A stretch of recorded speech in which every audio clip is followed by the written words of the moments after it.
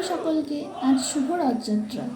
এই রথযাত্রা উপলক্ষে আজ বানাচ্ছি লুচি ও কুমড়োর ঘ্যাঁট। কুমড়োর ঘ্যাঁট বানানোর জন্য আলু আর কুমড়ো ডুমো ডুমো করে কেটে নিয়েছি। এবার গ্যাস অন করে কড়া বসিয়ে তেল দিয়ে দিলাম।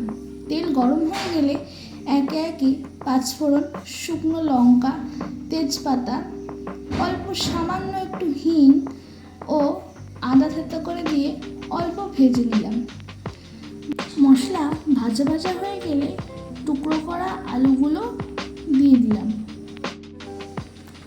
আলুগুলো দিয়ে একটু নাড়িয়ে চাড়িয়ে নিয়ে পরিমাণ মতো নুন, অল্প একটু হলুদ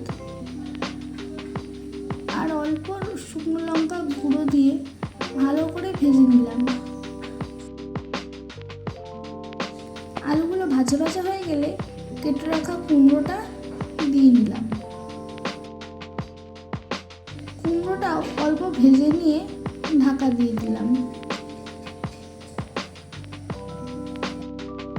কিছুক্ষণ পর ঢাকা খুলে দেখি কুমড়ো থেকে যে জল বেরিয়েছে তাতেই আলু আর কুমড়ো ভালো করে সিদ্ধ হয়ে গেছে। এবার আলু আর কুমড়ো ভালো করে নেড়ে অল্প ভাজা মশলা দিয়ে দিলাম।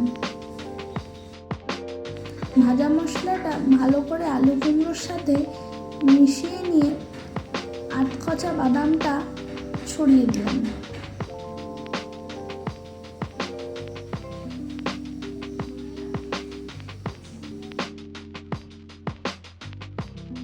আধখচা বাদামটা ভালো করে মিশিয়ে নেওয়ার পরে নামিয়ে নিলে একদম তৈরি আমাদের কুমড়োর ঘ্যাঁট।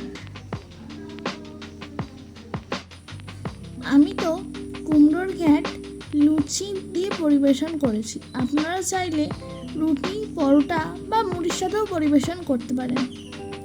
আজ তবে আসি।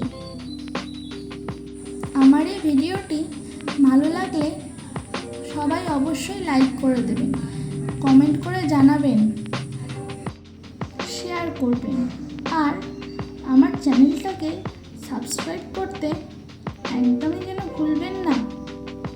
নমস্কার।